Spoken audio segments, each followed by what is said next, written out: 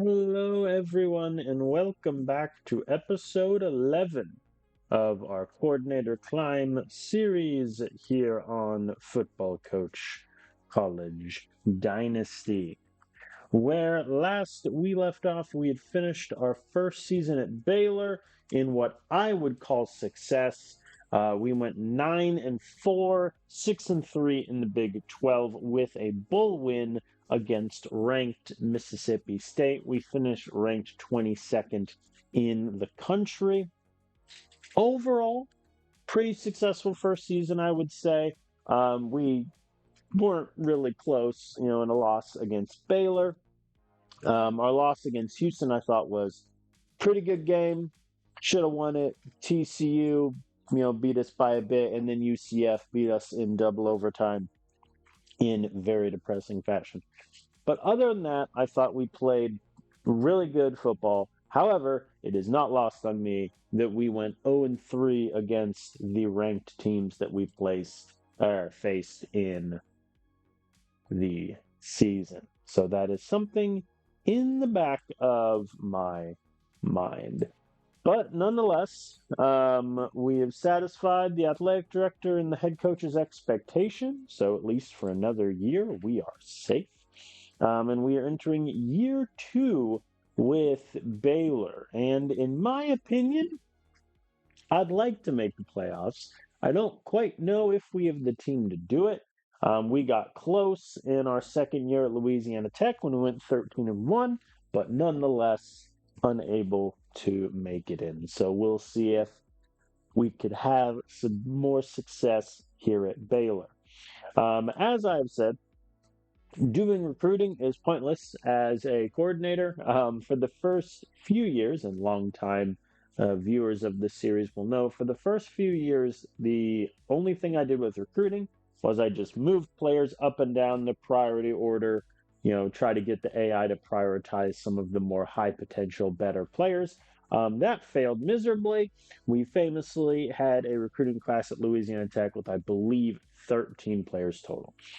So for the past couple years, I have just not been touching recruiting at all. I am letting the AI handle it to moderate success. It's not the most entertaining thing in the world, but it does make the seasons go by faster.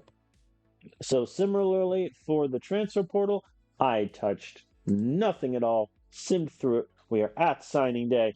Let's see who we got. We got Jacob Dumas. We're winning it all. But we get Jacob Dumas, who is a JUCO wide receiver who cannot catch the football. There is a non-zero chance I redshirt him his first JUCO year. He might threaten to transfer, but we have a lot of really good wide receivers. I would argue it's our strongest room on offense.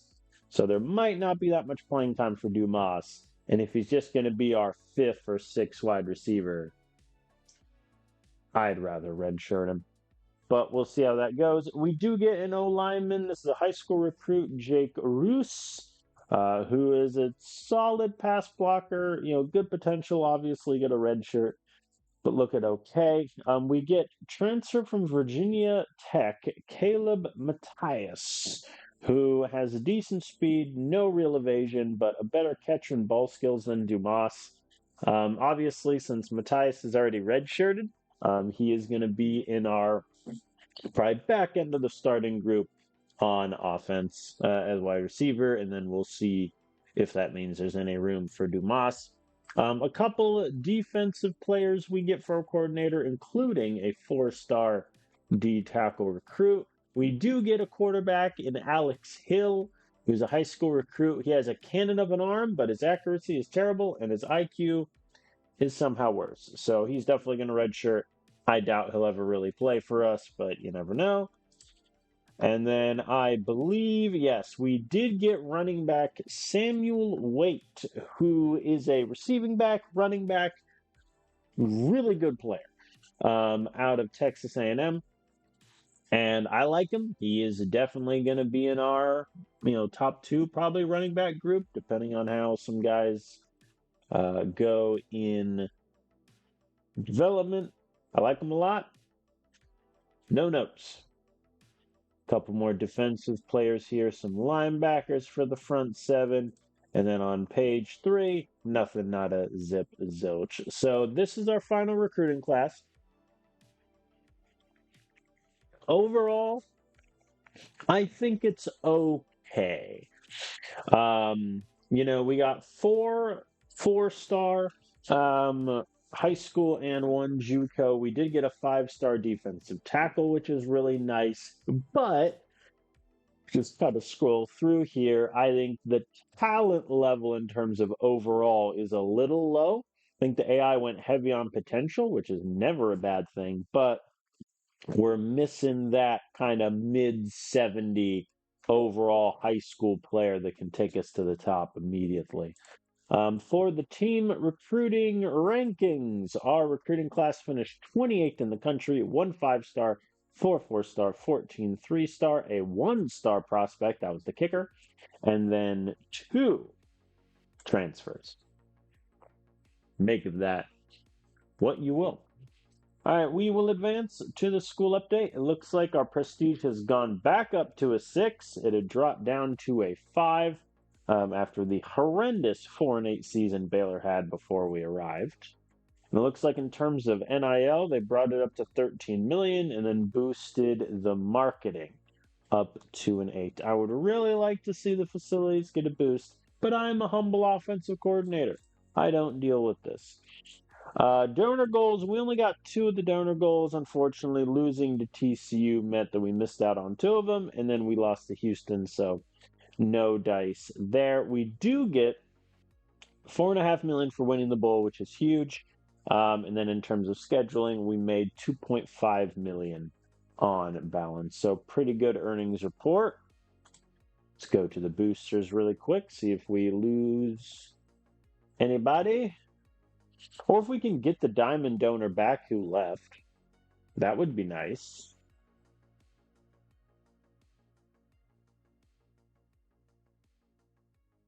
There we go. We got the diamond donor back. He left after the 4-8 season. He is now returned. So we're up to 3 diamonds and 3 gold, which is really good, especially because one of our gold donors is 82 years old. So I've disabled realignment. In the custom database that I'm using, the Big 12, we are in the hardest Big 12 division without question. TCU, UCF, both 7 prestige. We're a 6. Houston's a 5, as is West Virginia. Texas Tech, a 4. My kingdom to be in the North Division, but here we are. All right, schedule configuration. As a reminder, I cannot touch this at all. Looks like we are opening at Northwestern and then at Alabama in week 6 and then home against New Mexico in week 11. In other words, the exact same amount of conference opponents for the second year in a row. It's so boring when the AI does that. Mix it up. We do have 6 home games, but 4 of them come in the last 5 weeks of the season, which for recruiting is going to be pretty nice because we'll probably have the second or third visit on most recruits. It does suck, though, that we're not able to schedule recruits for the Alabama game. We weren't really able to do it last year either because it was in week 1. All right, we are going to advance to 2029 and get into year 2 at Baylor. I think my personal expectation is to make the Big 12 championship game, which will likely have a potential playoff berth alongside of that. But we'll see. We shall see.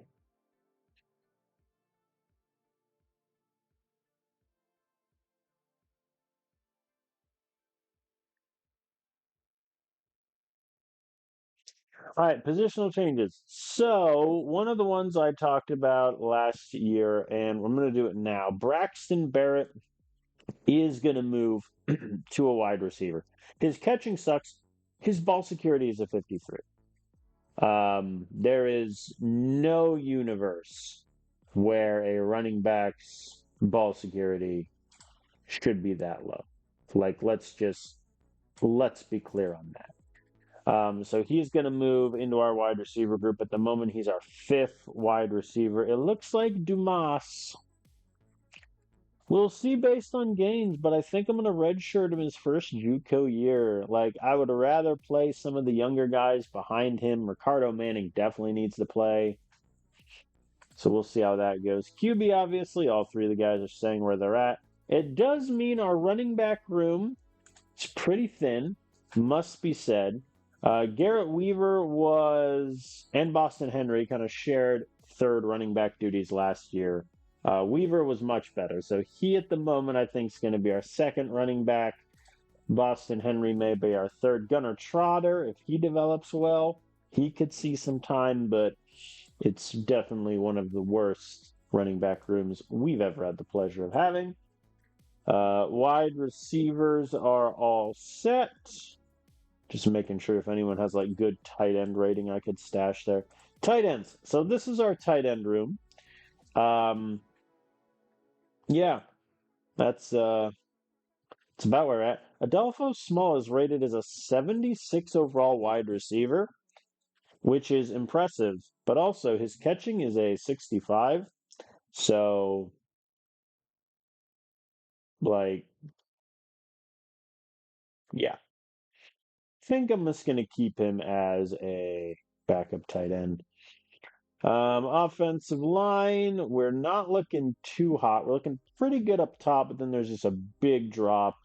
We definitely need some guys to improve there. Kicker, I thought about trying one of these guys at wide receiver for the Lulz, but I don't think I will. All right, let's sim to offseason gains. We need big gains from running back and offensive line. Anything else is just cherry on top, but those are the two that we need. We need big gains from. Fingers crossed. Usually offensive line gets a pretty big boost, so I'm confident there. I'm operating on the assumption that our running back group is going to have no one with an overall of like 77 or above, which is kind of scary, but we'll see how it plays.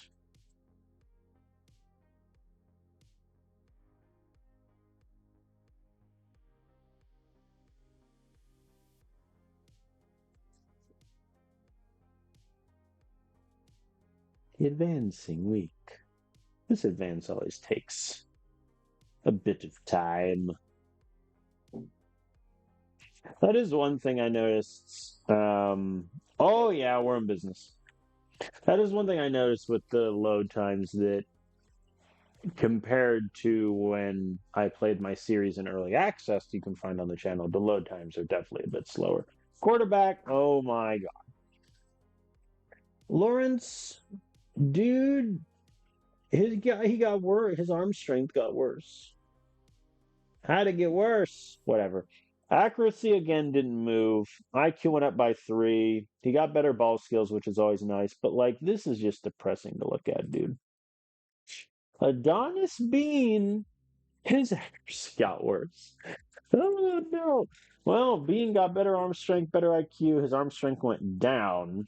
He did get a bit stronger. I don't. I mean, obviously Adonis isn't going to play this year unless Lawrence gets injured. But I'm much more confident in our backup QB this year than I was with Overton last year. Well, that's a depressing. I mean, his Alex Hill's potential went up to a B minus, which is nice, but his passing barely moved. It's a bit worrisome. Running back? Oh, yeah. We're in business. Gunnar Trotter, who had, let me check, 4 carries last season, gets a 6-point boost. His potential drops, but I don't really care. His strength goes up by 13, ball carry vision by 9. Very good. His speed didn't improve, which is a little ugly, but I'll take it. Garrett Weaver gets a big boost to strength and evasion. No speed. Our guys just, none of them wanted to get faster. Plus 7 ball carry vision 8. Yeah, so Garrett Weaver, I think, is going to be our. He might not be our receiver 1. We'll see. One moment, please.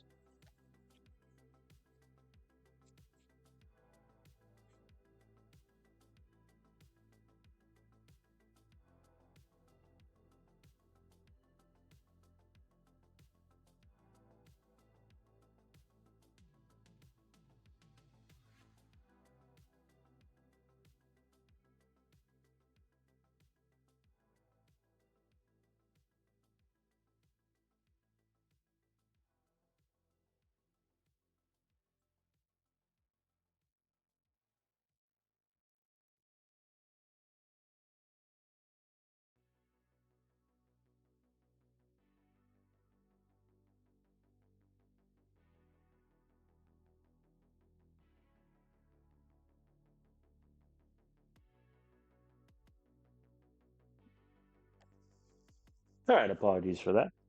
All right, so Garrett Weaver's definitely two. Samuel, his ball security didn't move. It feels rough to barely play the guy that transferred in for you. So his ball security didn't move, speed didn't move. We'll see. And then Boston Henry, who we benched last year, to his credit, got pretty good games. The athleticism and ball skills. I think we're generally going to have a running back by committee approach. Also, not for nothing, Gunnar Trotter's potential got worse. Samuel Waite's potential got worse. Boston Henry's potential got worse. Omarion Hager's potential got worse. It's not great. Ooh, Thomas Flores. His potential from a C to a B minus.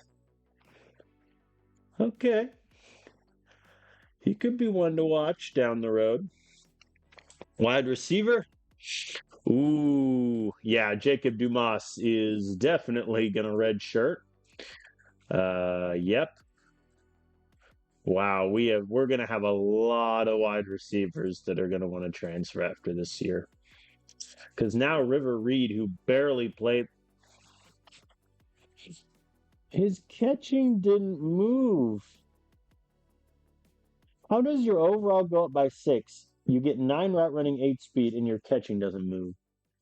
Oh, that's so upsetting. Ricardo Manning gets a big boost, which is nice. He had a great year for us last season.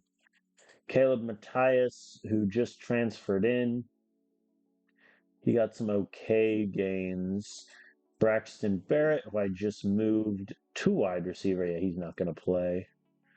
Hayden Hanna, there we go. We redshirted him last year. I thought he was going to threaten to transfer. I'm glad he didn't.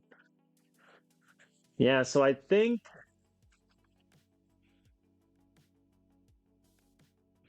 it'll be interesting to see how the depth chart looks. I mean, we play with 6 wide receivers, which unfortunately means that one of River Reed, Caleb Matthias, or Hayden Hanna isn't going to play and probably threaten to transfer, which is going to suck. Cameron Tahir, who we redshirted, his catching didn't move. What is our wide receiver coach working on these guys with? I ask you. Tight end? Ooh. True freshman Liam Hilton. Overall goes up by 6. Potential from a B to an A minus. Okay. That changes things. Strength plus 11. Not really a big catching boost, but route running goes up. Blocking gets a lot better. Avery Harris gets some marginal gains. Oh, here's one of the walk-ons, Ruben Lindsley. Adolfo Small got a better blocker. Interesting. I might still redshirt Liam Hilton, but honestly, I kind of like the idea of playing the true freshman. Like, I can't play Avery Harris. His athleticism is bad. He can barely block. Hilton at least gives me an okay-ish blocker with decent strength. I think we're going to play the true freshman. He's going to be our number 1 tight end. I think that's just where we're at. All right, here's the big one. O-line. That'll do. That'll do. We take that. Ray Arnold goes all the way up to an 89. And remember, he's only a junior. He's not a senior. Strength, pass block, big gains. Julian Lewis loses some run block, but gets 5 pass block. I will take that trade. Jake Newman, plus 10 strength, decent gains. Tyler Stanley, no blocking improvement. Oh, no. I know his strength went up by 9, but come on, man. That's painful. Christian Snyder doesn't get better pass block, but gets some run blocking. Jesus Cowan, pretty good. Quinn Fernandez, he 59 pass block. Oh, but Dylan Goodwin, who we redshirted last year, gets really good strength and run block gain. We'll take that. And Dawson Shaw, the true freshman, stays at A+ potential, which is huge. He gets 10 pass block, 2 run block. Okay. Yeah, I think our O-line isn't going to look too great this year. on the back end, but I really like our top four. Kicker, Rory Lane gets a little bit better power and accuracy, and Moises Anderson loses a potential level and is still not accurate at all. So D lineman. Looks like D line got some pretty good gains. The true freshmen are looking good also. Linebacker looks okay. And I like the depth a lot less there. Corner, which was our probably worst position defensively last year. Brendan Ogden got a big boost. All right. And then we have all these safeties. The fact that the AI didn't move like two of these guys to corner is so upsetting. Like, you have an 80 overall safety and a 79 overall safety that just are not going to play. That is one thing that's kind of annoying about. Obviously, it's realistic that an offensive coordinator would have no say over the defensive players and where they play. However, I would categorize this as fixing an AI mistake, which is it makes zero sense to have your top three safeties, 87 overall, 86, and 85. Like, move one of them to corner. Heck, move two of these five to corner, and your cornerback room looks so much better. And your safeties can have more playing time in the back end. But alas. All right, position gains are done. We're sticking with air raid. We're sticking with pass heavy. As we're just running it back with the same staff for year 2, which I think is the correct decision. DeAndre Hendricks seems to be a really good defensive coordinator also.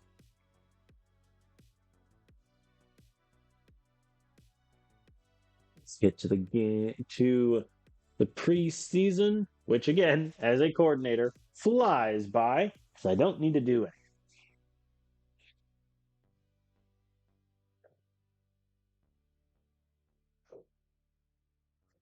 All right. Before we do anything, let's look at the depth chart. So, Kirk, starter, Adonis Bean, backup, Alex Hill, red shirts. Very simple, easy to remember. Running back is where this gets a bit tricky. So I think Garrett Weaver needs to be 1 or 2. His 94 ball carry vision and 85 ball security is just too good to pass up. And then it becomes a question of,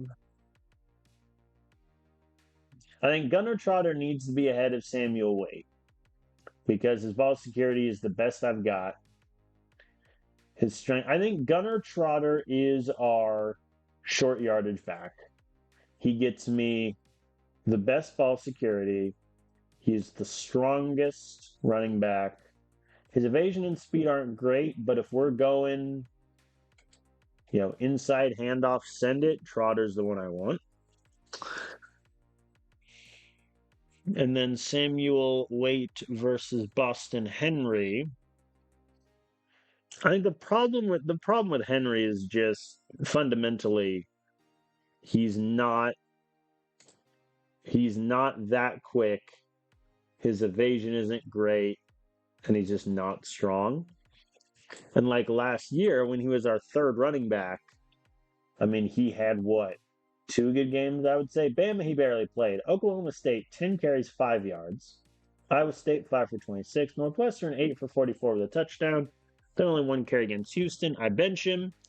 3 carries, 1 yard against Texas Tech. 4 carries, 11 yards, West Virginia. So I think he's just going to be our 4th running back again. And these are going to be the 3. Weaver, Trotter, Waite.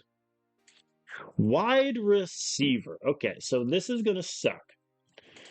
Dumas is going to redshirt, and that's the only guy redshirting. I feel like I should have tried to move one of these guys to tight end and just taken the loss. Okay. So, let's organize this in a way that makes sense. Connor Grace is number 1. Maddox Lincoln is number 2. That's Without question, that is what's happening. Connor Grace did really well for us last year. Maddox Lincoln, probably our most underrated wide receiver last season. Now becomes the question.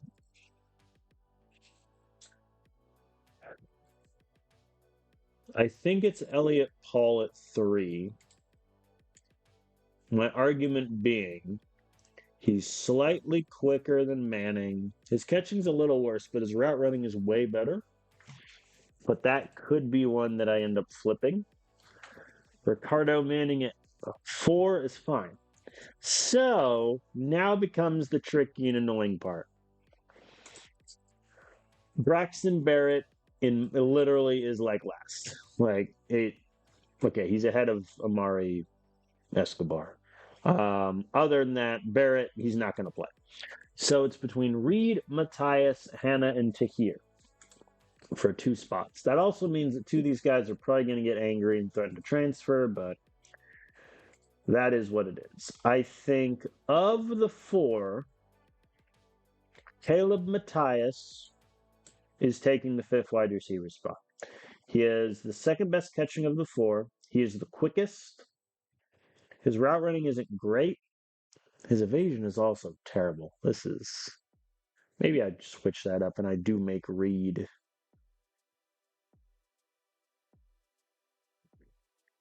It's also a question of like I think Cameron Tahir isn't quite ready yet. What scares me with River Reed is just his catching is so low. Whereas with Hayden Hanna, I know I'm getting someone who's an okay catcher. He's really quick. His evasion isn't great. But do I like him more on balance over Reed? I mean, River Reed barely played last year. He was targeted 3 times. He had 1 catch for 16 yards. He also wants to be a star, which means if I don't play him, he's going to transfer. Same with Hayden Hanna. Matthias wants to win, hence why he left Virginia Tech. Cameron Tahir has no designation.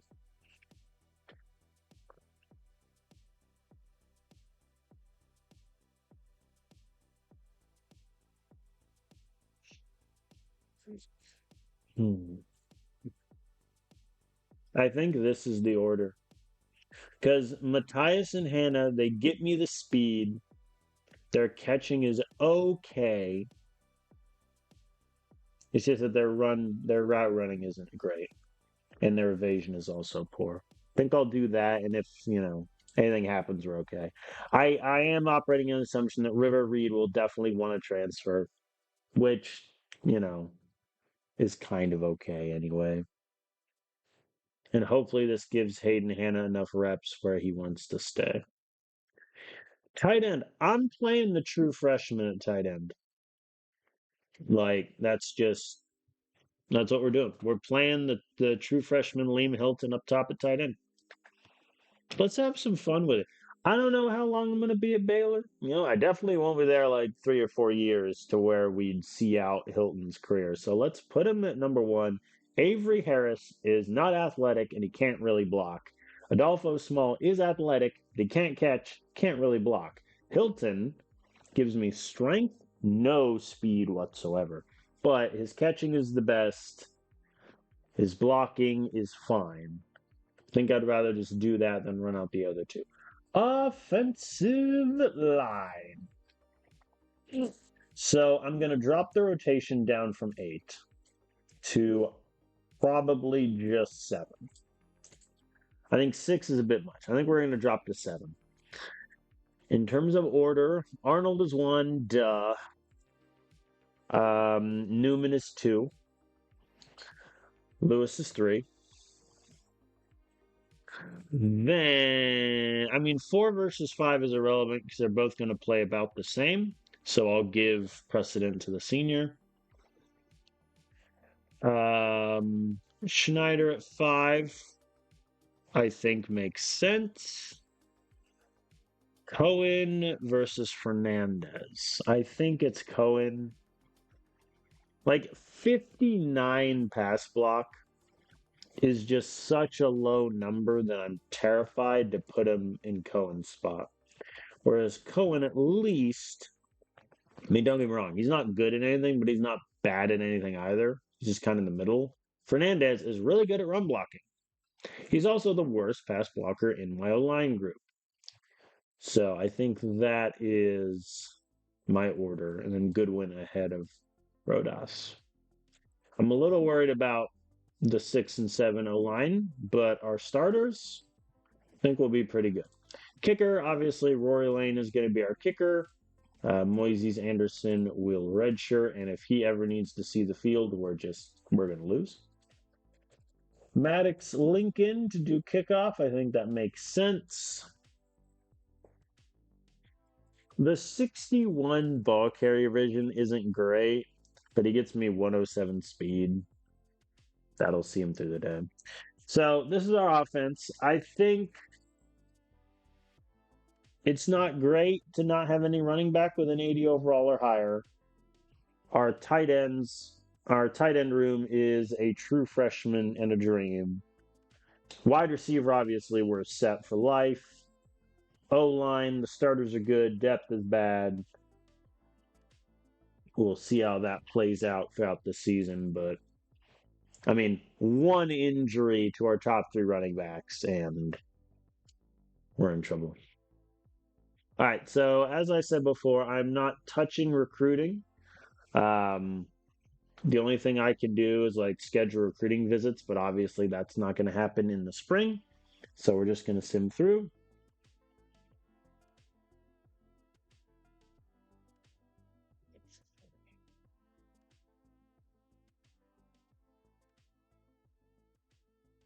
One thing I do, the benefit of not doing recruiting is it does make the seasons and like, each episode kind of go by quicker to the point where, maybe not this season because we're a little slow. I'm a little slow getting into it, but it's 2 episodes to a season.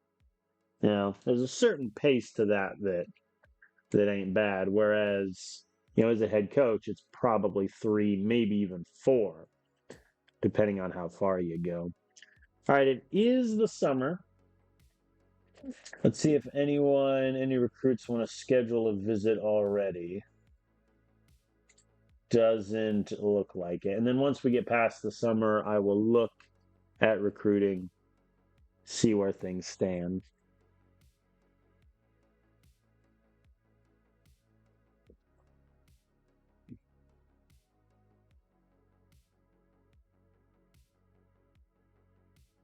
So far, I'm going to be honest, there's a lot of red on the average yards per play. It's a little worrisome. Anyone want to schedule a visit? See, like, I know I can change the visit, but the fact that I have to go in to 2 button clicks to do it instead of it giving me the option here, that's a bit annoying. But looks like we are scheduling some visits, which is good. Actually, hold on.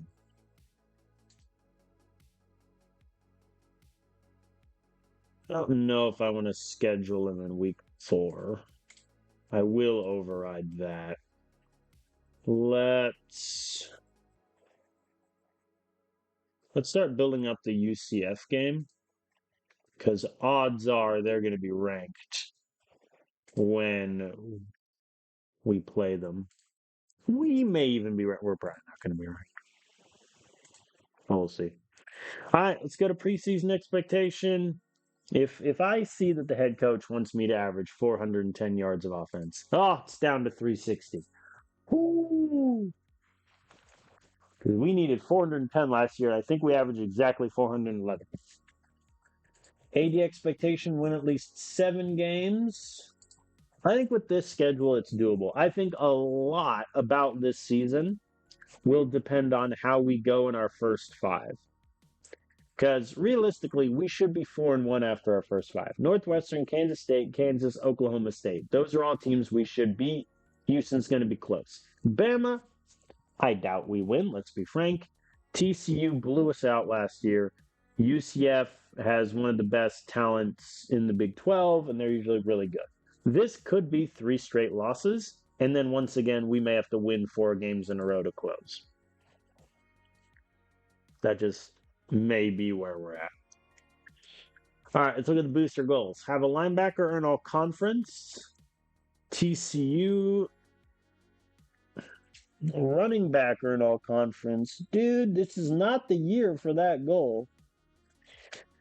Beat TCU or 11. Okay, so really, I only have influence over 3 of the booster goals. Obviously, beating TCU and then running back earn all conference. I think the only way that's going to happen is if Gunnar Trotter gets like all of the touchdowns. I don't think that happens any other way. I think winning 7 games is really doable. Even if, let's say, we go like 3-2 or 2-3 in this first 5-game stretch. If we go 3-1 to close, then we just need to pick up 1 here. I would say that's very doable. Okay.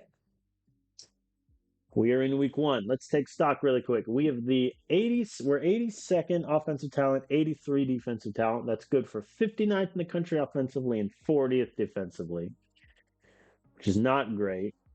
Looking at the Big 12 really quick, no team is ranked in the Big 12. However, in our division, every single team in terms of talent is within 3 points of each other. Because the lowest is TCU's defense with 81, Texas Tech's offense with 81. The highest, UCF has 84 overall defense. There's 3 overall points for everyone, which is insane.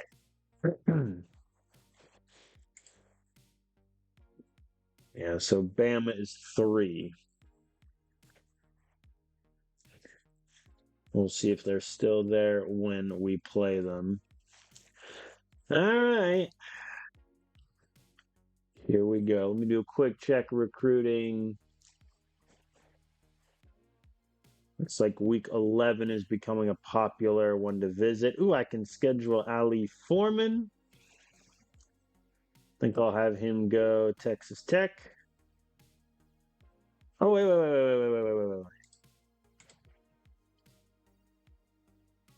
Oh, TCU's on the road. Never mind.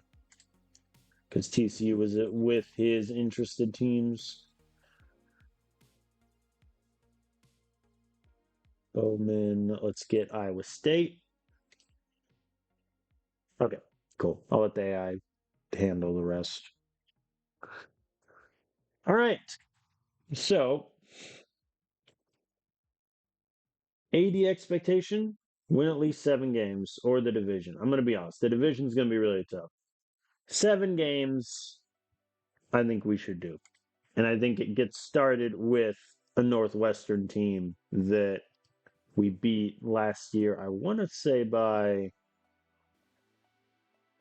we beat them 43-18.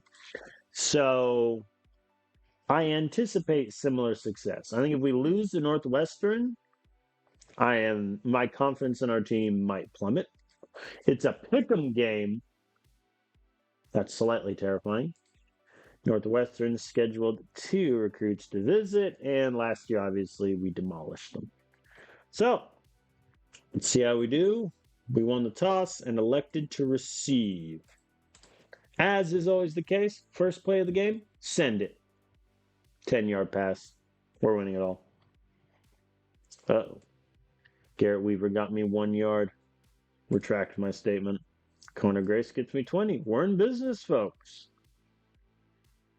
We're going to be even more pass heavy this year than we were last year. I think with just how our running game is, as it goes 1 yard run, 1 yard run, incompletion. Rory,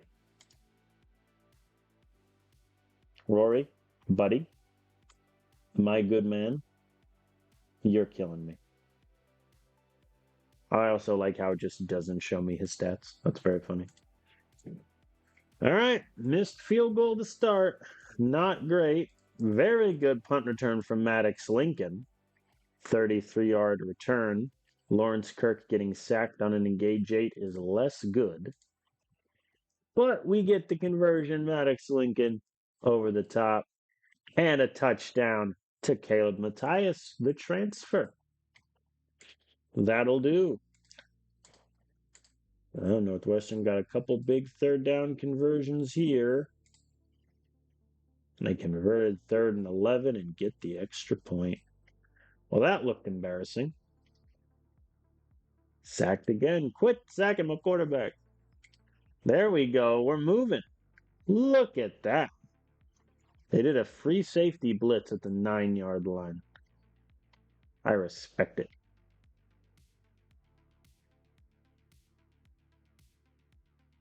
Jeez. I'm going to be honest, defense. Oh, no. Garrett Weaver fumbled. They recovered and are held to a field goal. Okay. Well, that happened. We have a minute 19 to get down the field. I think we can do it. Hannah gets the ball. I think that's the other thing with just how many good wide receivers we have is we're just going to pass it so much that everyone will get involved. I really want a touchdown here, but now we're out of timeouts. There we go. Connor Grace 2-yard pass off the slant. He missed the extra point, Rory. So far, after threatening to transfer last year for being the backup, Rory has missed a field goal and an extra point in game 1. Need I say more? 3 and out from the defense, thank you. Very good. So far, Kirk is 23 of 24, 222 yards and 3 touchdowns. Folks, he's going for the Heisman, which I respect. We're going to run the ball a little bit, though, just to burn some clock. And then switch it up when they're not expecting it with a screen. And it works. Oh, no, they did engage 8. Oh, no. So then these 2 blockers only had to block 1 guy. Oh, no, that's painful. That's actually painful. Defense gets a stop again. Yeah, I think one more touchdown and we should just be in business with how good we're playing right now. There we go. We get the conversion on 3rd and 1 and 3rd and 3. Very nice. Incomplete. No.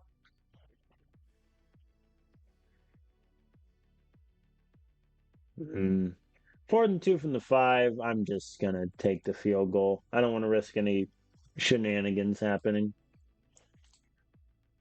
We'll take the points. Northwestern gets a field goal themselves. So now the 2-possession game has turned into a 2-possession game. Incomplete. We punt. Hoy! 59-yard pass to Kian Costa. Okay. Well, our defense has given up the ghost, and all of a sudden, it is a 6-point game. Now I'm really glad I went for that field goal. There we go. We get a conversion. The slant goes backwards, which isn't great. There we go. We get the conversion. That's huge. Under 3 minutes. Hopefully we can get some good runs and just ride off into the sunset, which we can. Very good. If you think I'm going to take a knee instead of launching the ball into the end zone. There we go. Samuel Waite touchdown. Remember, it is impossible to be a good sportsman against AI. So when in doubt, run up the score. We win 36-24. I'm slightly worried about our defense, but hopefully our defensive coordinator can figure them out. Really good passing the ball. I think almost 5 yards a rush. We'll take that and like it. Obviously, Weaver had the fumble, but other than that, I mean, Very, very good. Kirk, 38 of 42, 310 yards, 5 touchdowns. Yep, that'll play, folks. I'm also a little worried that Lane missed a field goal and an extra point. So, yeah, there's that. I'm not worried at all. Sweats profusely. But hey, we got the win. I think our offense looked awesome.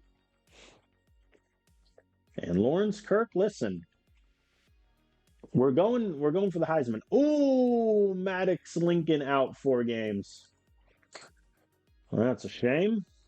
I'm just gonna move him to inactive. Like a leg major injury, 0.0 in having him go out there and risk injuring that. So that sucks.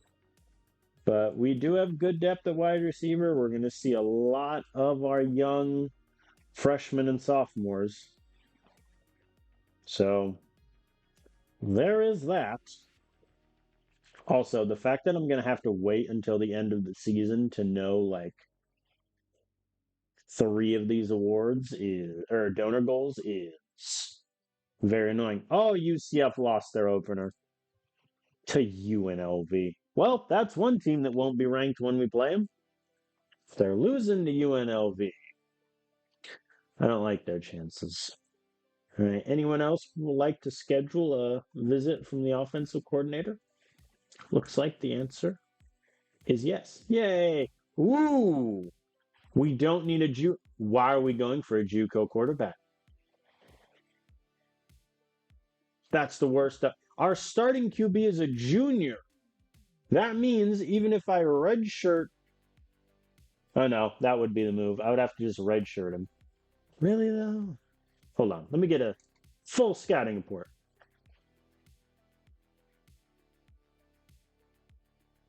I mean, he's not bad, but like, I would have to redshirt him next year, and if he threatens to transfer after that, we're doomed.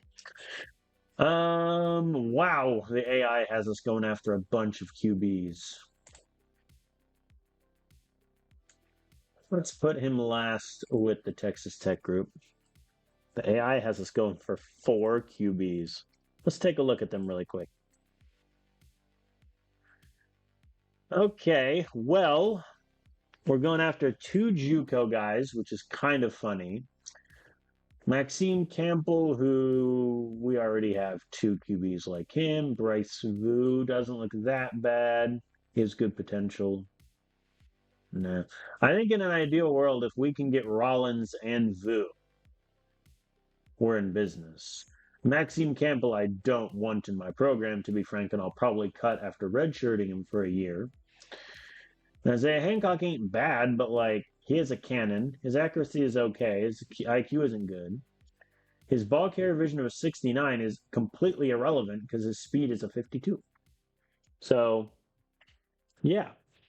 All right, we're taking on Kansas State in week 2. They lost to San Diego State in a classic in the opener. They are also favored at home by 1.5, which means on a neutral, we'd be favored by 1.5. They have 4 recruits visiting. I have yet to play them. They've only ever played the AI in charge of Baylor, so we'll see. But again, I expect to win. Like, the only game in our first 5 that we should be losing or even close is Houston. Every other team we should beat by 20 points. 11-yard pass to get us started. We're in business. Fake screen wheel. Didn't work. Oh, the sweep worked. Well, that was painful. There we go. He makes that one. Good. Yeah, having a kicker who's bad is very depressing as an offense. But defense holds them, and Braxton Barrett, 92-yard kickoff return to the 3-yard line. Oh, that means somebody chased him down at the end. Oh, that's so depressing. But hey, easy touchdown. That'll do. And they convert on 3rd down. I'm not saying I'm worried about our defense, but I'm not worried. Oh, right. Because Lincoln was the return specialist, so Barrett's got it now. I mean, realistically, it should be like Connor Grace or Elliot Paul. But you know what? Barrett just returned it almost 90 yards to the house, so he gets the job, at least for 4 weeks. See what we got here. We need to get a touchdown. Oh, the jet sweep goes backwards, and Kirk gets sacked. Yikes. Heisman campaign found dead in a ditch. There we go. We get the conversion there. Decent run. 3rd and 3. I'm going to pass it, and if we don't get it, I'm going for it. There we go. We got it. Thank you, Reed. Sacked again. Leave me alone, people. All right, 11-yard pickup. I'm going to go for it. And we get it. Lawrence Kirk scrambles for a touchdown. Very good, sir. Defense does not get a quick stop. Kansas State has a chance to match. And they do with 33 seconds left. Man. Yeah, I mean,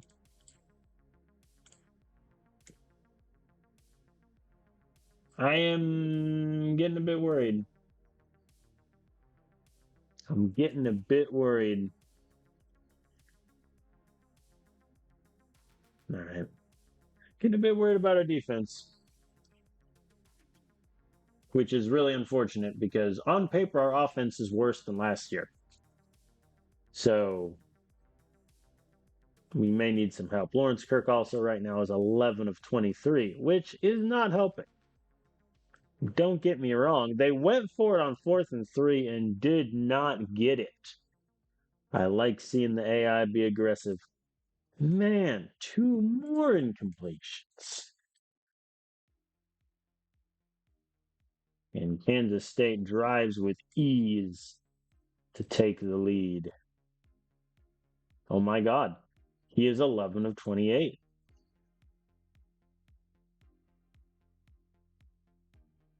And make a field goal. Okay. Well, I am not turning shoe clock on because we are officially in trouble. I think if we weren't in trouble before, we are now. Again, incompletion. Big play from Kansas State, and yeah, I mean that's really going to be that.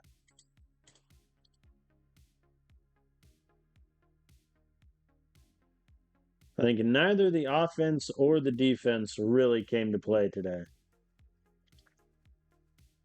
Look at that. 2 incompletions and a sack. Terrible. Yeah, I mean, our defense is just getting destroyed right now. Let's see if we can fool them with the screen. Hey, we got 11. It's not nothing. I mean, at this point, we're playing for pride, obviously, but yeah, I mean, this is a game that we should have won. Kirk getting sacked again is rough. We get the 4th down conversion. Of course we do. There we go.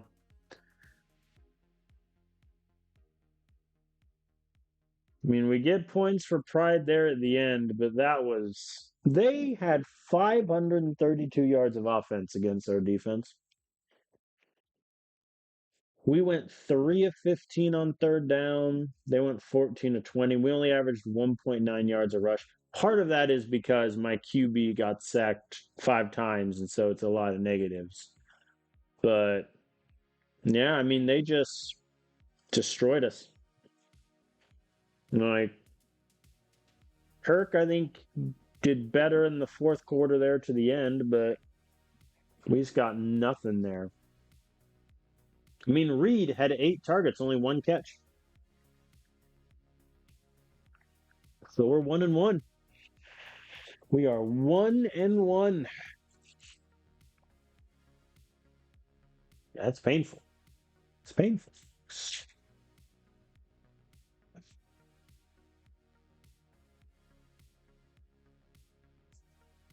So good D lineman is hurt. Not great. But hey, we finally have a home game. So that's good. So Kansas 0-2 so far this season. They lost to New Mexico and they just lost to Houston. Kansas hasn't had like a terrible past few years. It's just that they keep losing the bowl game they're in. Let me look at running back really quick. So yeah, Garrett Weaver, Trotter.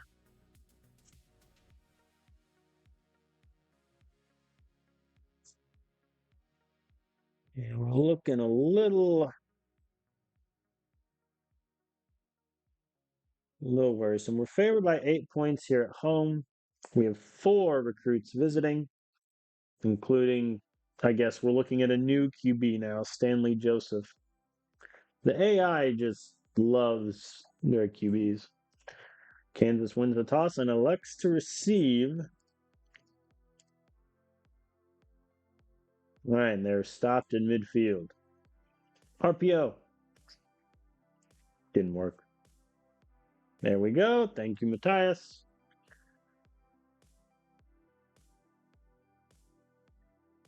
3rd and 3. You're not ready for hitches.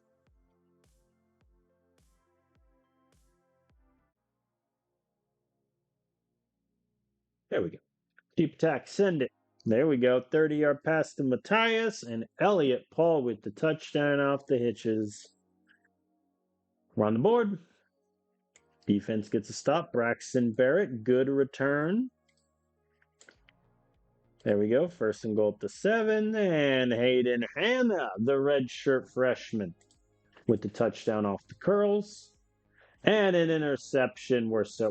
I think our entire team is just taking its anger out on Kansas for what happened last game. So, apologies. Oh, Kirk is sacked. Fun ruined. Game gone.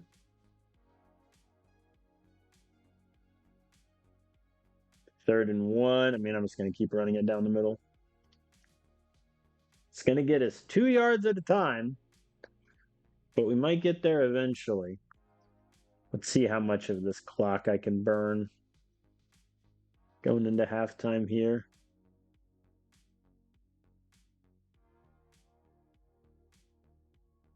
3rd and goal at the 5. I think I'm going to pass it. We don't get it. I'm just going to take the points. All right. I mean, we burned like 4 minutes in the red zone, man. Very good. All right. And we start with the ball up 20-0. This might be the quickest game I've ever simmed through my life. I think we're going to open up the run game a bit here. Uh-oh, never mind. Kirk got sacked, and we punt. There we go. Defense forces a fumble, and we recover. Very good. Gunner Trotter runs it in for a touchdown. Ooh, they converted the 3rd and 12. Nicely done. The sweep even worked. Oh, poor Kansas.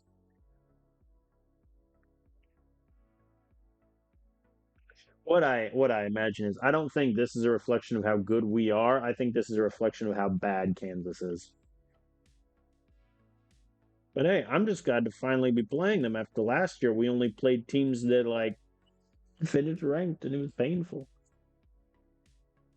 There we go. Backups are now in. And Samuel Waite gets the touchdown. That is now 2 extra points Rory has missed. This man really threatened to transfer.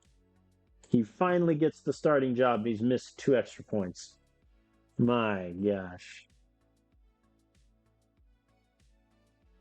3rd and 2. Slants. Success. Boston Henry's just getting every carry he'll ever receive right now. There we go. Chris Sexton runs it in. We're up 40 nothing. Easy.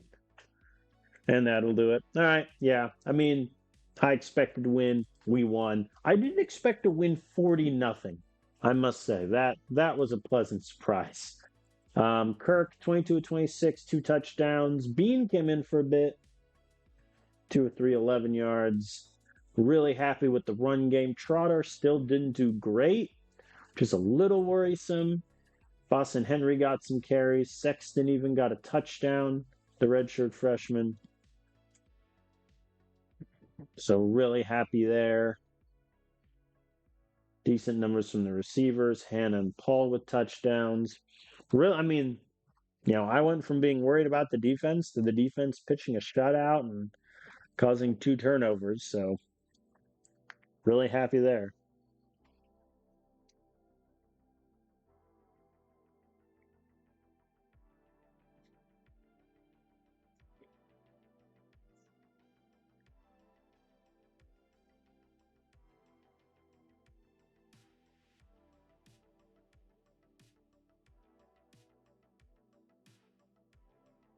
All right. And Baylor's 3-0. Of course they are.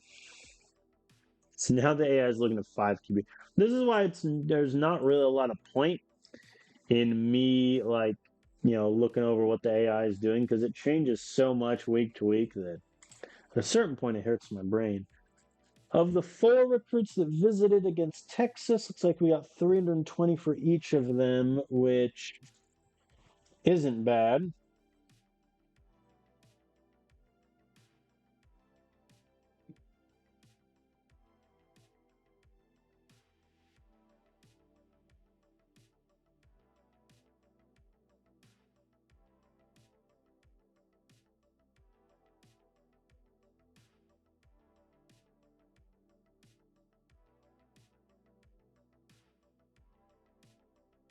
Not too shabby. I don't want Christian Stanley Joseph, though, so I hope Maryland catches us. Because if not, I'm just going to redshirt him for a year. He wants to be a star, so he'll probably be like, oh, I want to transfer, and then I'll just let him.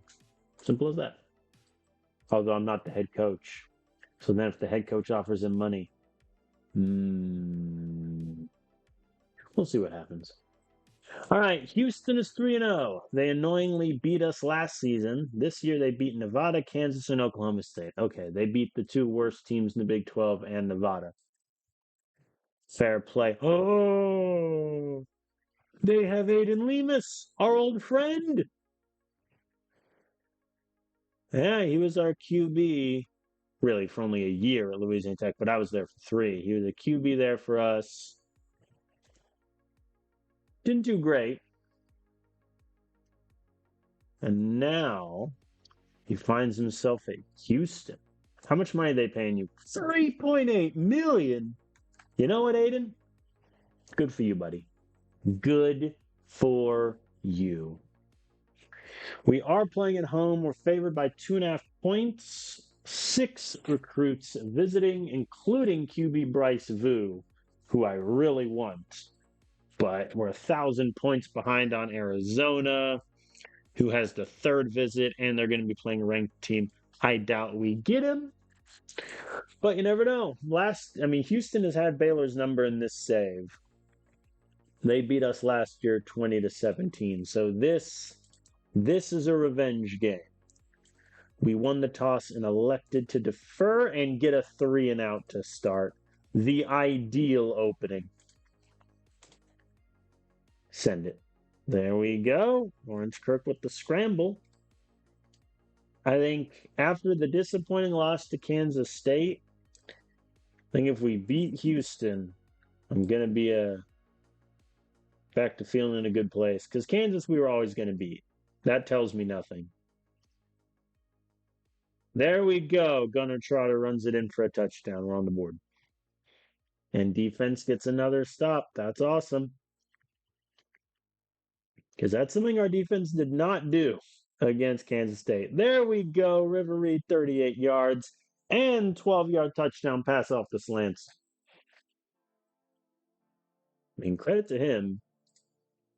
He doesn't catch the ball a lot, but when he does, there we go. Defense gets another stop. Imagine looking at Aiden Lemus's film when he was my QB for half a season at Louisiana Tech and thinking, you know what? That's the answer. Oh, the AI did engage 8. Not the best move I've ever seen. And Kirk is picked. That's his first turnover of the year. Caleb Lovett picks him off. All right. And Houston ties it up. Well, we were enjoying a nice time being up 14-0. And Kirk is sacked. We punt.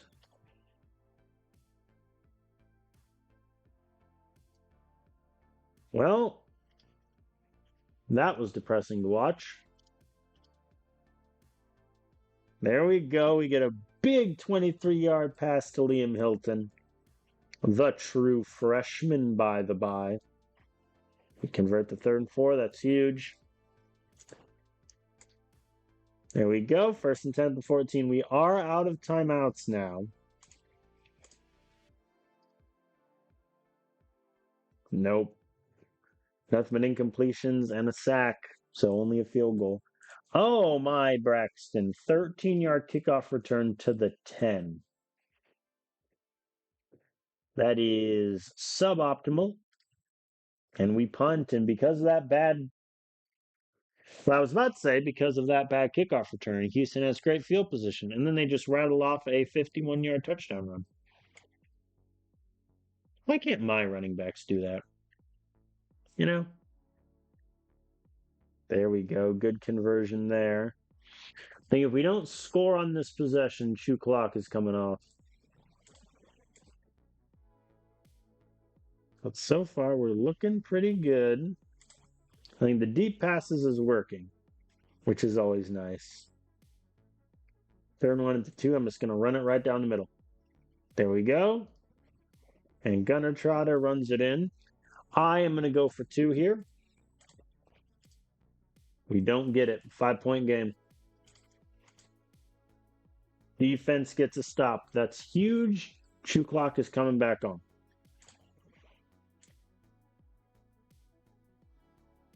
All right. The RPO is clearly not in our wide receiver's wheelhouse. The bubble screen works, though.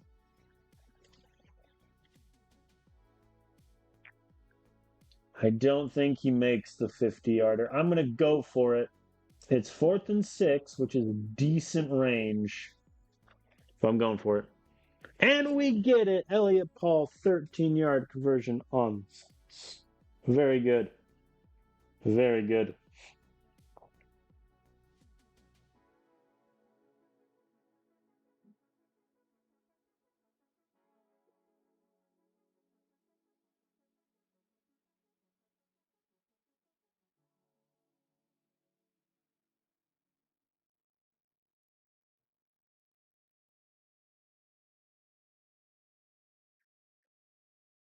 Plants.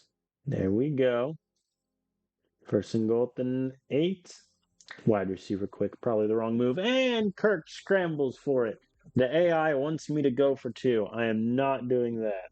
We're taking the extra point.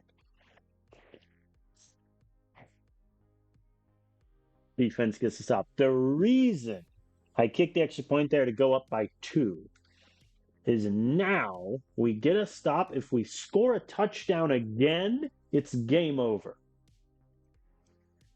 Because we'll be up by 9. That's why I go for the essentially guaranteed 1 there. Although I say guaranteed, our kicker has missed 2 extra points this season. But if we score a touchdown, it is game over. Especially with how much we're chewing the clock. We're averaging a 1st down every play here, folks. Oh, the sack there sucks.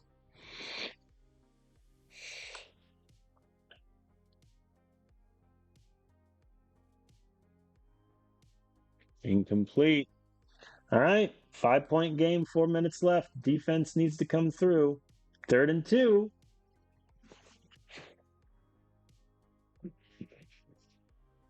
50-yard pass off the slants. 4th and 10. Turnover on downs. Lemus is sacked. 1 first down, we win the game. There we go. We win the game. Oh, actually, technically, no, that's incorrect. 3rd and 7. I am not going to run it.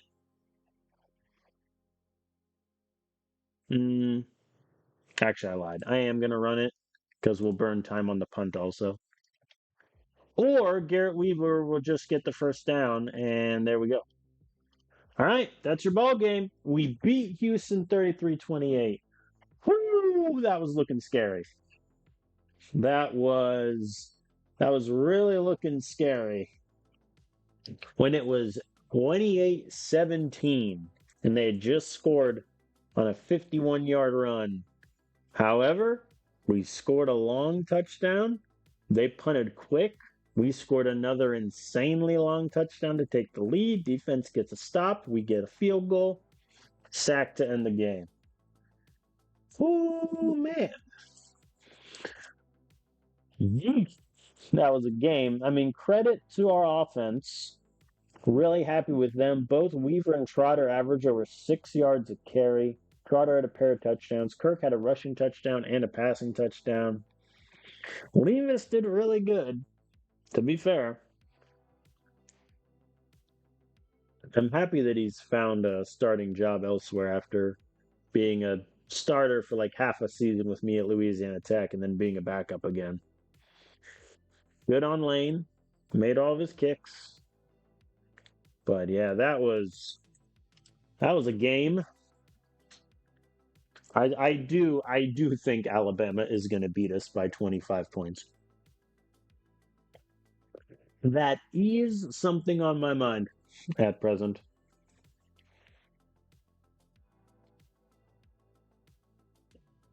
Oh no, true freshman Liam Hilton is out 2 weeks. I mean, it's only a minor injury. Maybe he can play through it. However, he's had 2 games with like no catches anyway. So I think I'll just move him to inactive for 2 weeks.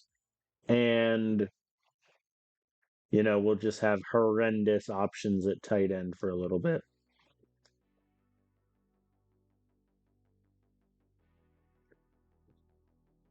All right.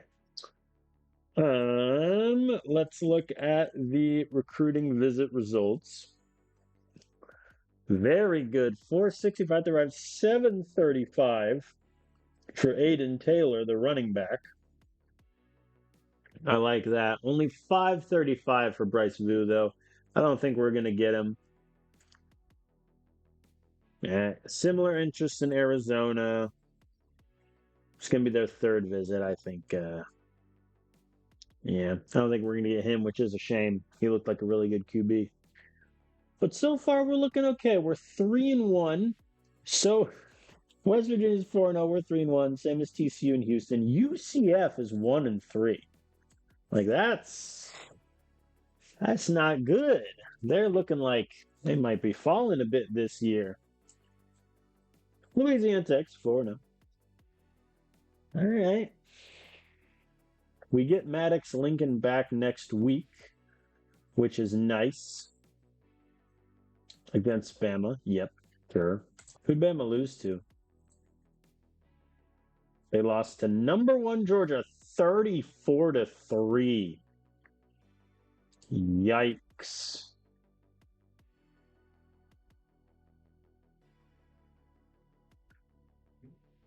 Yikes. All right, but we have Oklahoma State. They have, it must be said, had a pretty okay series so far. Handful of bowl wins, but they've never really been in contention for the Big 12. They're 1-3 this year. Losses Utah State, UCF, and Houston. They did just destroy Iowa State. Credit to them. But yeah, I don't foresee this being a difficult game. I think like Kansas, I expect to blow them out. We're only favored by 2.5 points on the road.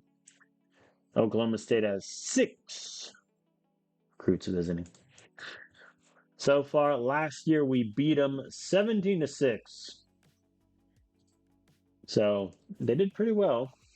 Let's see what we got. They elect to receive in the rain. And they immediately go 3 and out. Fair enough. Pretty good punt return. Barrett gets 11 yards. Garrett Weaver gets me nothing. That tracks. I think even when Maddox Lincoln comes back, I might keep Barrett as my kick return man. We'll see. Incomplete on 3rd and 4. I am going to punt. And we burn them at the 1. I'm a genius, but the AI isn't blitzing, and so they easily get through. Man. Disappointing. I just handed the defense a safety on a silver platter. And what do they do? Cover 2 zone. And Kirk is sacked. Yikes. Not looking good for our offense so far, or Oklahoma State's offense. The final score of this game may just be 10-7. Play action went backwards, which I don't think is where you want passes to be. Kirk is currently 1 of 3 for -2 yards. Oh, boy. There we go. We finally got a conversion and a first down. You see, folks, it is possible. You just have to believe. There we go. Our offense is moving at the pace of a snail, but by God, it's moving. Let's try bubble screen. It didn't really work. All right. We are on the board. Up 3-0. Oklahoma State, though, is driving with decent success, and they get an extra point. Okay. But they get a touchdown with an extra point. So we're losing, and our offense just hasn't been good. Like, there is no way around how bad we've been. 31-yard pass to Ricardo Manning. That'll play. There we go. Big conversion there on 3rd and 7. The AI is just not using our timeouts, which is kind of fine. There we go. 1st and goal at the 1, and Gunnar Trotter runs it in. We're up 10-7. And we start with the ball. Now, I did say earlier the final score would be 10-7, which means no one's going to score the rest of the way, which would be rather depressing. 20-yard pass to Avery Harris. There we go. Duh. And then he drops it. Hey, we made the kick. Very good. Thanks, Rory. They went for it on 4th and 3. They did a halfback stretch, and they got it. Balls of steel. And a 51-yard kickoff return. Braxton Barrett's my kick returner. Like, even when Lincoln gets back, I think Barrett, he's done really well in these 4 games. Like, he's our kick returner. Maybe that's how we get a running back to get all conference, if he makes it as a kick returner. I wonder if that would count for the donor goal. Probably not. 51-yarder, I don't think he makes. We're just going to try to burn him at like the 1 again. Touchback. That was a net 14 yards punt.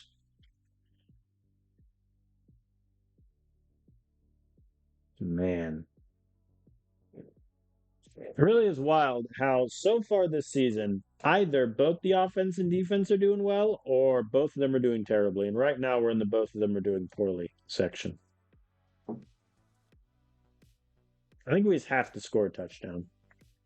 A field goal at this point, with how our defense is looking a little shaky, I am nervous. There we go, though. We're moving. I'm burning a lot of clock. We don't convert 3rd and 5. 4th and 5, I like smash corners. Incomplete. Defense needs to get a quick stop. They do. We have a 1:57. No timeouts, as the last one was just burned, which is always fun. We convert the 3rd and 1. 3rd and 11. 11-yard conversion. We're so back. 3rd and 14. This is probably last play of the game. 8-yard pass incomplete. Wow. I mean, that's more disappointing than Kansas State. Kansas State, at least, is a good enough football team this year where if they're competing for the Big 12 championship, I'm not surprised. Oklahoma State is a bad football team. Like, we should have won that game. But our offense did nothing. Like, our offense did absolutely nothing. We had one long 8-minute drive that ended in a field goal. We had a what can only be described as 2-minute drill that got us a touchdown. And then okay drive for a field goal, and then the rest of the way, nothing. Conversely, our defense, outside of the end of the half where Oklahoma State ran the ball out, allowed 3 straight touchdowns on drives. And that was that. But yeah, I mean, that was a really bad game. Like running didn't really work. Kirk didn't have a touchdown. Nothing there. Yeah, I don't think, to answer my own question of the episode title, I don't think we're making the playoff. I'm not worried about the athletic director goal of 7 wins, but man, like we should have been 4-1 going into face Bama, and we're just not. All right, Lincoln is back. Yeah, I knew Jacob DeMoss would threaten to transfer, but that is not my problem. Okay. So, even with Lincoln being back, I think I'm going to keep Barrett as the main kickoff returner. Like, Lincoln had 3 kickoff returns for 56 yards and 2 punt returns for 44, which, to be fair, is pretty good. But Barrett already has a touchdown. Or, no, excuse me, he had a 93-yard return. And he's doing a little worse on punts, but I think we'll see how he does. And now I have to deal with Alabama. Oh boy. Oh boy. Bama is 4-1. Number 5 in the country. Only lost to Georgia where they got destroyed. They beat MSU, Mississippi State, Texas, and Vandy. They have the 2nd best offense in country based on talent, 4th best defense. You know what? Bring it on.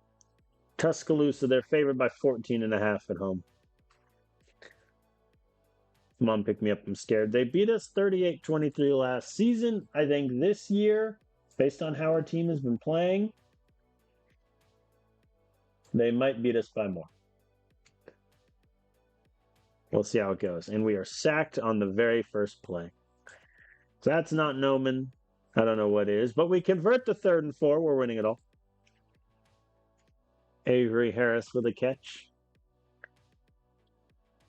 See if I can just do a little cheeky run here. Nope. There we go. We get a conversion on the slants. The deep ball works to Matthias. Okay. Yeah, our run game just is not there today. And Caleb Matthias over the top on the go route for a touchdown. Let the record show. Oh, God. At one point, we were beating Bama. 8-minute drive for a touchdown, and then they get a 50-yard kickoff return. Thanks, game. You couldn't just throw me a bone there? Yep, there we go. Okay, tie ball game, and Braxton Barrett just had a 9-yard kickoff return. There we go. We get the conversion. Oh, my God. Oh, my God. Gunner. I'm going for it. Right up the middle. Bang. Gunner Trotter gets me the conversion. If we don't convert that, like, they might just fire me on the spot. I mean, no, I'm not going for that. That I'm punting. Like 4th and 2, the pass could go incomplete, the running back could get blown up. That's terrible. They scored a touchdown with insane ease anyway, so it didn't quite matter. But there's no universe where going for it there makes sense. And a 3-and-out for us. Man, I think our defense is bad. I think, unfortunately, our defense is just not as good as last year. Which means now, instead of last year, where the defensive coordinator probably wanted to strangle me, I now want to strangle him. I should have ran it there just to kill all the clock. I don't think it'll matter in the end, but you never know. All right, we are down 17, and Bama starts with the ball. This is a dumb question. Have they only had like 3 third downs? They've had 4. Yep. Yep. I think even if our offense has the best game of their life, like with how the defense is playing, we never win this game.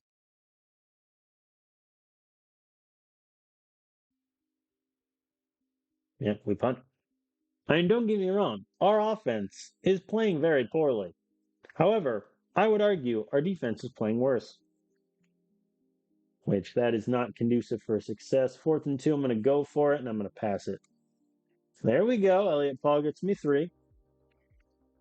And you know what? We punt from essentially the same yard line anyway. There we go. Defense gets another stop. That's 2 pretty good stops from the defense. It's just a shame that we haven't been able to do anything offensively. And Kirk is picked.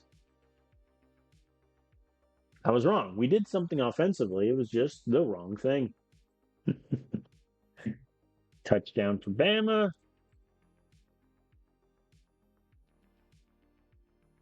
I don't know why Chew Clock went off there.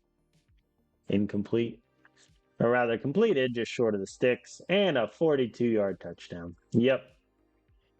I think our kind of whole team needs a. This would be a team meeting phase, I think. Like they just demolished us. Like they scored 45 points in 19 minutes of offense. Gregory went 31 of 35, 314 yards, touchdown. Ramirez threw 1 pass. It went 42 yards for a touchdown. Kirk had the interception and only averaged 4.3 yards an attempt. Our running game did actually nothing. Weaver was terrible. Grace was targeted 15 times. That's an insane number.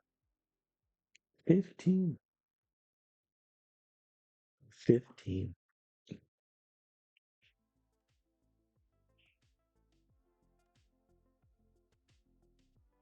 Yeah. Yep. That's where we're at. I think that is just where we are at.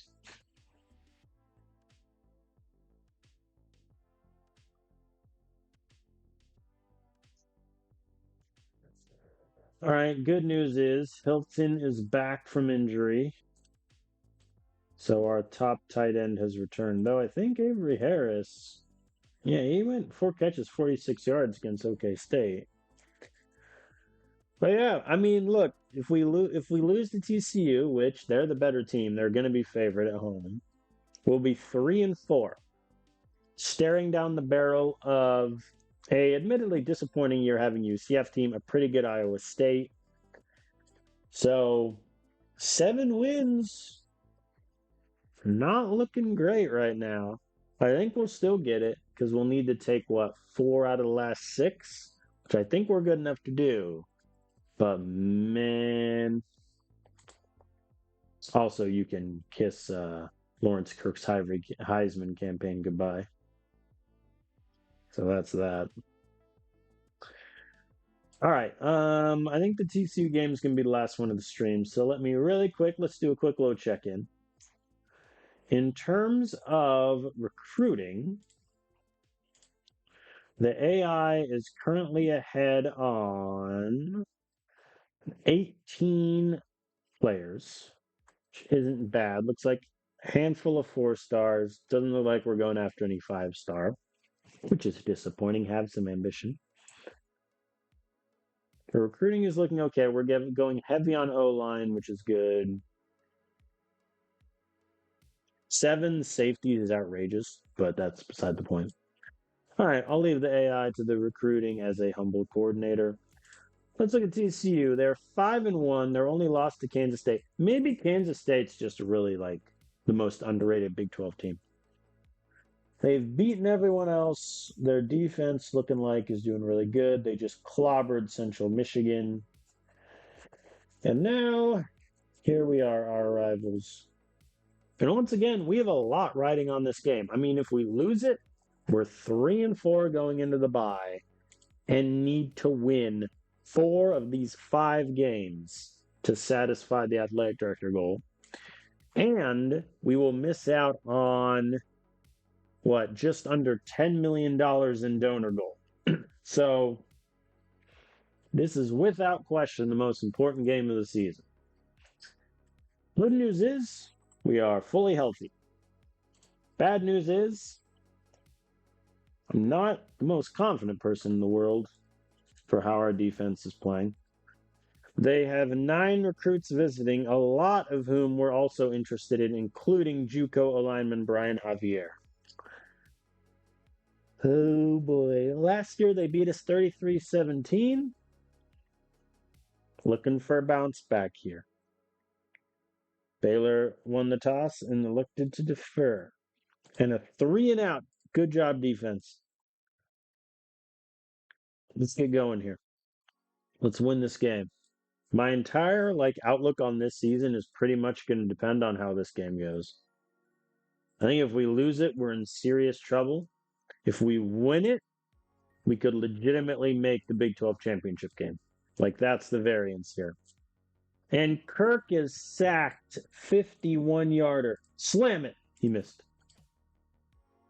Defense gets a stop, though. We get the ball back.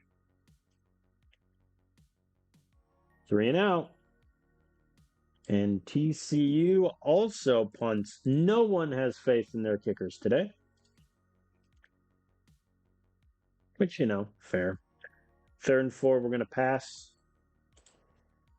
Incomplete. We punt. Kirk is currently 5-9 for 29 yards.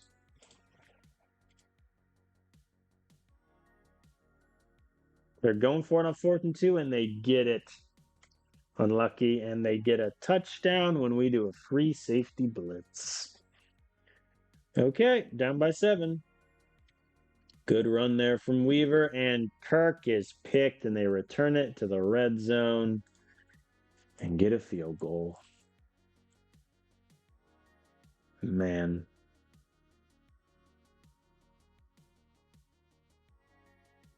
There we go. Lincoln gets us the conversion, but we punt. 4th and 8. And they get another touchdown. I mean, it has been a while since a team of mine, even our 3 years at Louisiana Tech, we didn't look this bad. And Kirk is sacked again.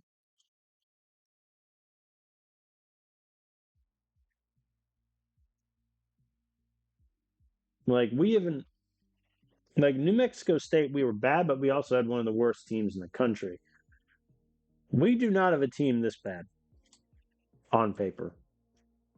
I think the running game not being good hurts us, and Kirk is picked again. And TCU's up 24-0. I think we just need a reset.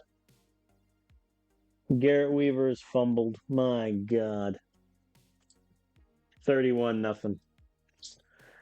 Yeah. I mean, legitimately, we all might get fired if we don't turn it around the rest of the season. There we go. Pick 6. We're on the board. Good job, defense. We now, assuming we don't have one of the greatest comebacks in the history of college football, down 31 nothing. We have to win 4 of the next 5. If we don't, on the hot seat. 3rd and 11, we're just going to sling it, let it fly. Incomplete. Punt. Useless. Yeah, I think Kirk, he had a really great first game.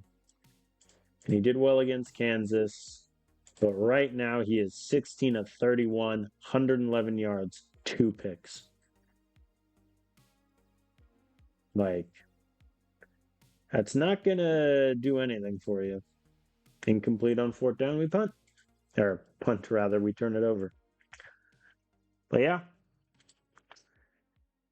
And the goal for this season, in terms of our offensive coordinator career, was do well at Baylor and then potentially jump ship to a good head coaching gig.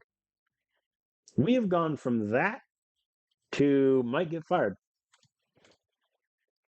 I doubt we'll get fired, but we're certainly going to lose opinion from the AD and probably the head coach because, yeah, offensive yards are not nearly good enough. So that's going to sting. At this point, touchdown for pride.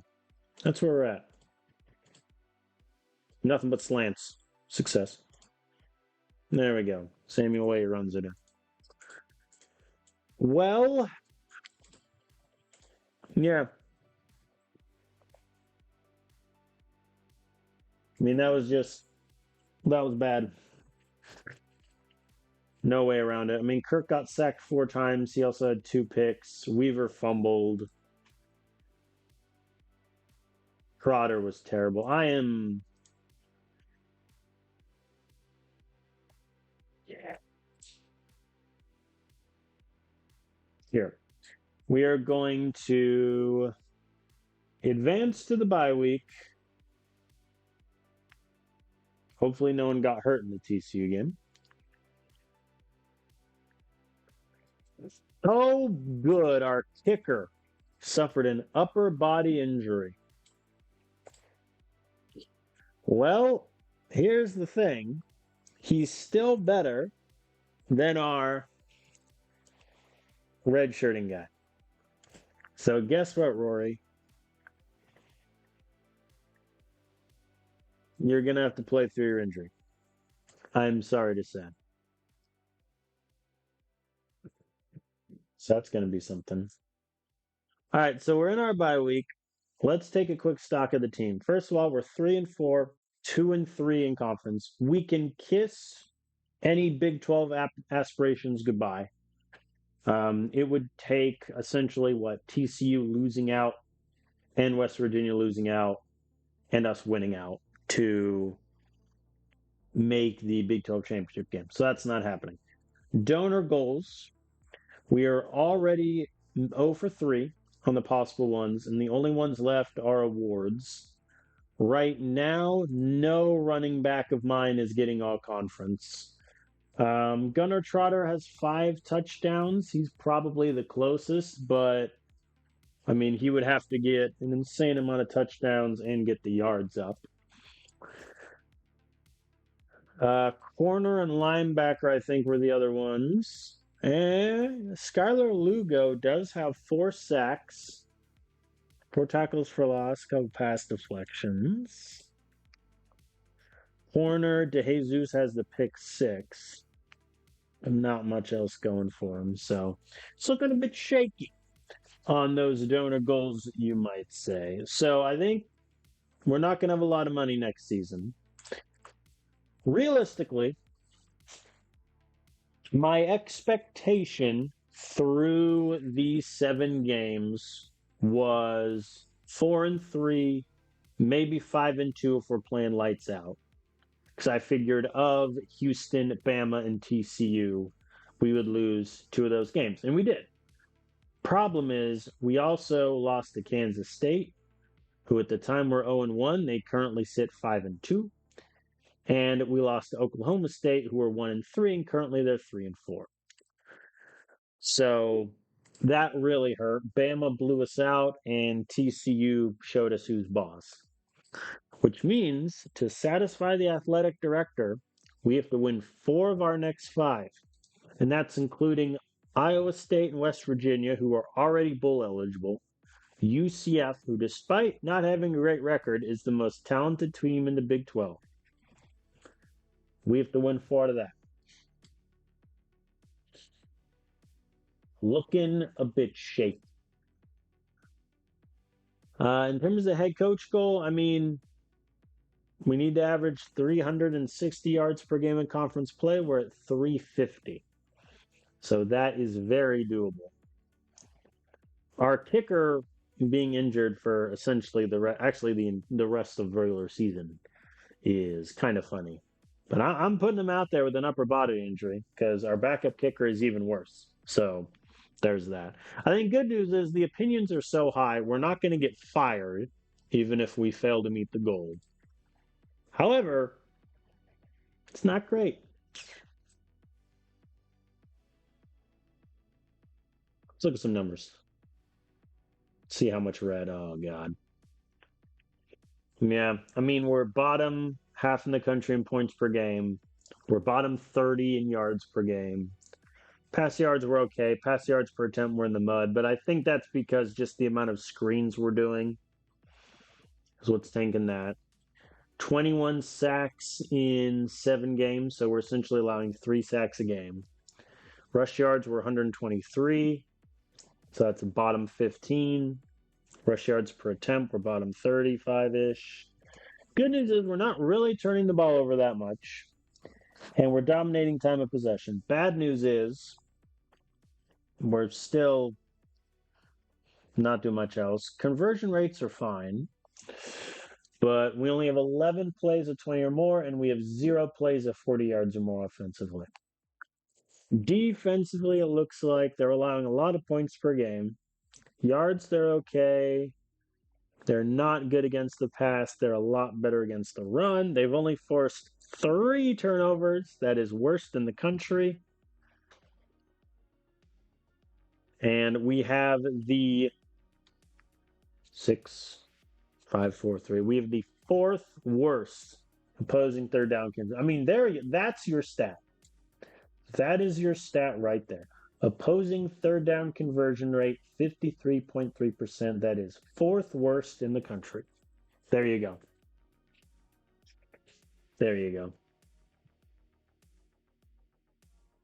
And the defense should be better. They have the number 33 ranked defense in terms of talent. They just don't have it. Should be better, and they're not. Oh, boy. All right, let's sim through the bye week, see if any recruits commit.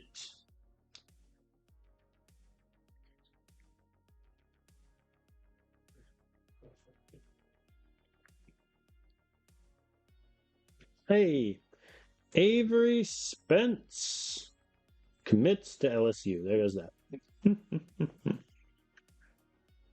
Are any of the guys we're ahead on close to committing? A couple. We're still ahead on Liam Drayton. Who visits first? We do. UCF. Oh, if we can get his signature. If we can get his signature this week. All right. What a disappointing start to the season. 3-4. Yep. But that is where I am going to end this episode. I think it is going to be a very interesting rest of the season. Odds are we'll win, 5, 6 games, make a bowl game. But, I mean, the aspirations coming into the season were, to compete for the Big 12 championship, and we're not doing that. I think the loss to Kansas State is annoying. The loss to Oklahoma State's insanely disappointing. Bama getting blown out was expected, and TCU blowing us out was expected. But the fact that all of them happened sucks. So we are going to finish this season next episode, and hopefully we finish strong, but we've had a lot of disappointment this year. We've also had a lot of key guys injured, to be fair. Like our number 1 wide receiver missed 4 weeks. Our number one tight end missed 2 weeks. Our kicker is currently has a major injury, so it's a lot that we're gonna have to fight through the rest of the way. But I thank you all for watching, and I'll see you next time.